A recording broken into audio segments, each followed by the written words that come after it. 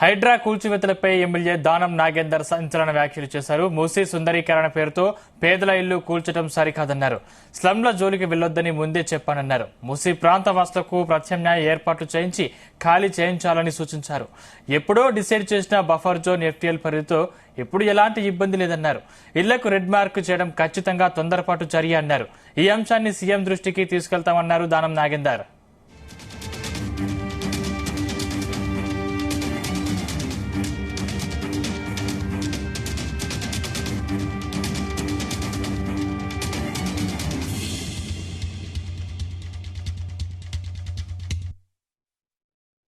ముఖ్యమంత్రి గారి మీద మరి శాపనార్థాలు పెట్టుడు, మరి ఆ ముఖ్యమంత్రి గారి మీద అనరాని ఉచ్చరించడానికి మాటలు మాట్లాడు, ముఖ్యమంత్రి గారి మీద మరి వారి కుటుంబం మీద తిట్టడము, ఇవన్నీ మాకు బాధ కలుగుతా ఉంది. కాబట్టి హైడ్రా వల్ల ఇప్పుడు ఏదైతే స్లమ్ ఏరియాస్ కింద ఉన్నాయి డిక్లేర్ అయినాయో అప్పుడు ఉన్నటువంటి 20 సంవత్సరాల కింద బఫర్ జోన్ ఏదో జోన్ కింద డిక్లేర్ అయి ఉంటే వాళ్ళందరి యొక్క శాపనార్థాలు మనకు అవసరం లేదు. వాళ్ళకి అక్కడే మళ్లీ పునర్వాసం కల్పిస్తే మనకు ప్రభుత్వానికి మంచి పేరు వస్తుంది. ప్రభుత్వంలో ముఖ్యమంత్రి గారు ఉన్నారు కాబట్టి ముఖ్యమంత్రి గారు చేయగలుగుతారు. వీళ్ళు ఏం చేస్తారు, ముసలి కన్నీళ్లు కాల్చి వాళ్ళని ఇంకా భయప్రాంతాల గురించి రెచ్చగొట్టి వాళ్ళ పబ్బం గడుపుకోవడానికి బీఆర్ఎస్ పార్టీ బీజేపీ కుట్ర చేస్తా ఉంది. కాబట్టి ఈ రెండుటి మీద మేము తీవ్రంగా వ్యతిరేకిస్తున్నాము, ప్రజల పక్షాన నిలబడతాము. వీళ్ళ ఆవేదన ముఖ్యమంత్రి గారి దృష్టికి నిన్ననే తీసుకెళ్లడం జరిగింది. మేము వేం నరేందర్ రెడ్డి గారు మా అడ్వైజర్ గారు చెప్పడం జరిగింది. పీసీసీ అధ్యక్షులు మహేష్ కుమార్ గౌడ్ గారు చెప్పడం జరిగింది. దీనివల్ల ప్రభుత్వానికి మనకు చెడ్డ పేరు వస్తుంది, మనం ముందే అప్రమత్తం కావాల్సిన అవసరం ఉంది. అవసరమైతే ప్రజాభవన్ లో ఈ కూలిపోయిన వారికి మేము అక్కడే మళ్ళా ఇస్తామని చెప్పి ఒక అష్యూరెన్స్ మనం ఇవ్వాల్సిన అవసరం ఉంది. పేద ప్రజలు ఎప్పుడే గానీ చాలా కష్టపడి అండ్ కష్టార్జితంతో ఒక ఇల్లు కట్టుకుంటాడు. ఆ జీవిత ఆశయం అది. ఆ జీవిత ఆశయానికి తూట్లు పొడిచినప్పుడు ఆవేదన అనేది మరి ఇట్లా పొరలి వచ్చేస్తుంటది. ఆవేదన మనం ఆపలేము. కాబట్టి పేద ప్రజలు ఆవేదన వ్యక్తం చేస్తున్నారు. ఆవేదన వల్లనే వాళ్ళు ఉచ్చరించడానికి మాటలన్నీ అంటా ఉన్నారు. అది ఆవేదన. కాబట్టి ఆవేదన అర్థం చేసుకున్నాం. వారి పక్షాన తప్పకుండా వారికి న్యాయం జరిగే విధంగా తప్పకుండా మా వంతు ప్రయత్నం చేస్తాం.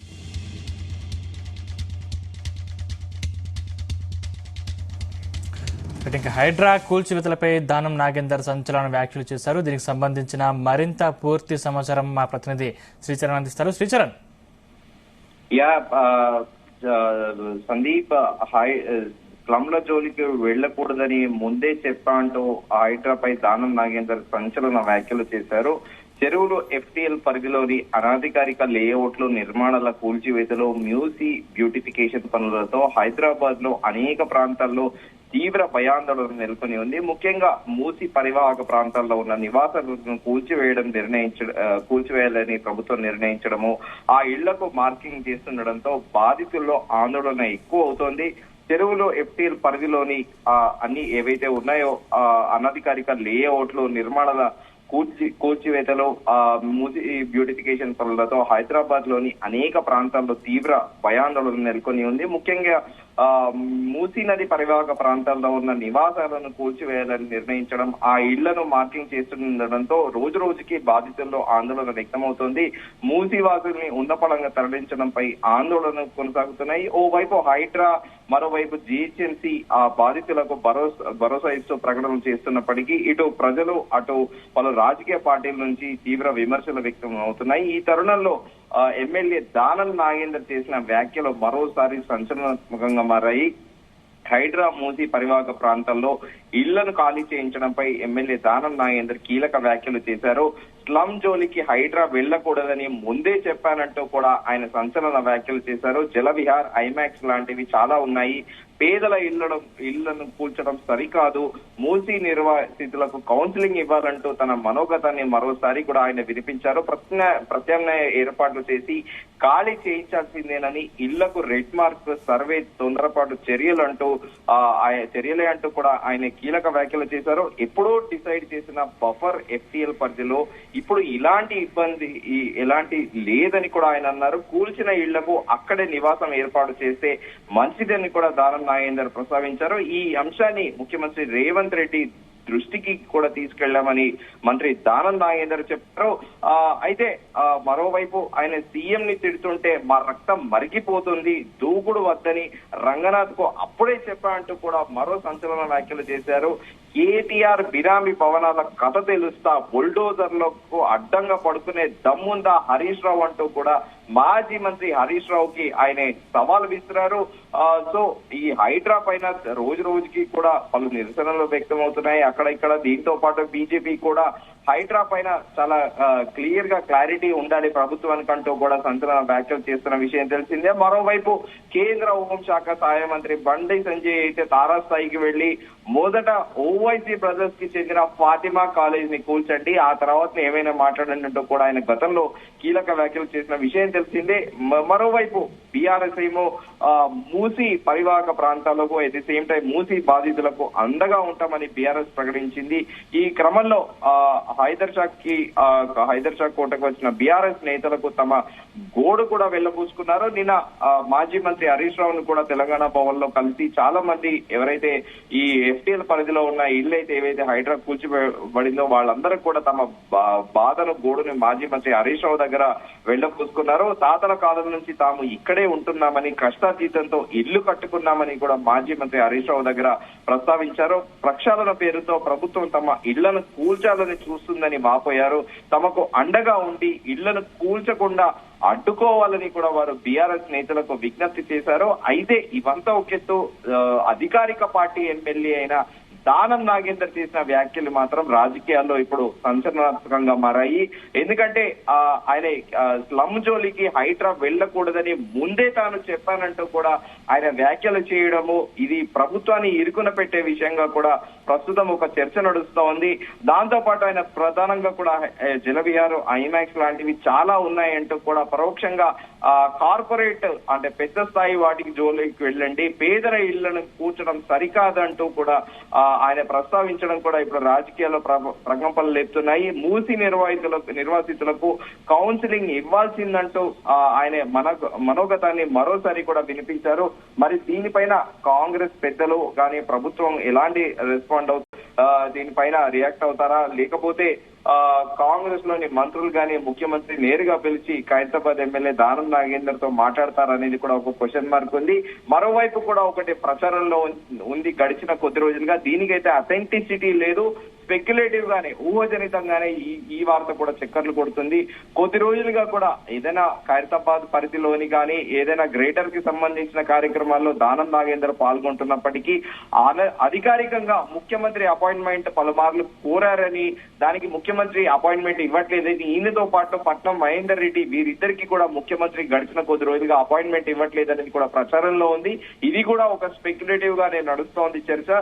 కానీ ఈ రోజు దానం నాగేందర్ హైడ్రా పై ఖైరతాబాద్ ఎమ్మెల్యే దానం నాగేందర్ చేసిన వ్యాఖ్యలు మాత్రము సంచలనాత్మకంగా మారాయి. సందీప్, శ్రీచరణ్, అంటే దానం వ్యాఖ్యలతో కాంగ్రెస్ పార్టీలో కొంత మేర అలజడి రేగింది అనుకోవచ్చా? అంటే అలాగే హైడ్రా తీసుకున్న నిర్ణయం వల్ల విమర్శలు వస్తున్న నేపథ్యంలో హైడ్రాపై ఏదైనా నిర్ణయాలు తీసుకునే అవకాశం ఉందా ప్రభుత్వం? డెఫినెట్ గా ఇప్పటికే పోయిన వారం జరిగిన కేబినెట్ సమావేశంలో కూడా హైడ్రాకి చట్టబద్ధత కల్పించాలని కూడా కేబినెట్ ఆమోదం తెలిపింది. ఈ మేరకు ప్రస్తుతం దానికి సంబంధించిన ఫైల్ కూడా గవర్నర్ దగ్గర ఉందనేది కూడా మరోది ప్రచారంలో ఉంది. ఇది ఆర్డినెన్సా లేకపోతే అసెంబ్లీలో రాబోయే శీతాకాల సమావేశంలో అసెంబ్లీలో పెట్టి ఈ బిల్లు పాస్ చేస్తారా అనేది కూడా ఒక చర్చనీయాంశంగా మారింది. కాకపోతే ఈ రోజు దానం నాగేందర్ అంటే కాంగ్రెస్ పార్టీ ఇప్పుడు ఎమ్మెల్యేగా ఆయన టీఆర్ఎస్ నుంచి గెలిచి కాంగ్రెస్ లో వెళ్ళిన విషయం తెలిసిందే. ఎంతైనా ఇప్పుడు ఆయన అధికారిక పార్టీకి చెందిన ఎమ్మెల్యే కాబట్టి ఆయన చేసిన వ్యాఖ్యలు మాత్రము కాస్త కాంట్రవర్సీగా ఉన్నాయని చెప్పుకోవాలి. ఎందుకంటే దీనిపైన ఖచ్చితంగా ప్రభుత్వం కూడా రెస్పాండ్ అవ్వాల్సిన పరిస్థితి అయితే నెలకొని ఉంది. సందీప్, శ్రీచరణ్, అంటే హైడ్రాను ఇక ముందు కొనసాగిస్తారా లేదా అనే సందిగ్ధం నెలకొంది. అంటే దీనిపై హైడ్రా అధికారులు ఏమంటున్నారు, క్లారిటీ ఇచ్చారా?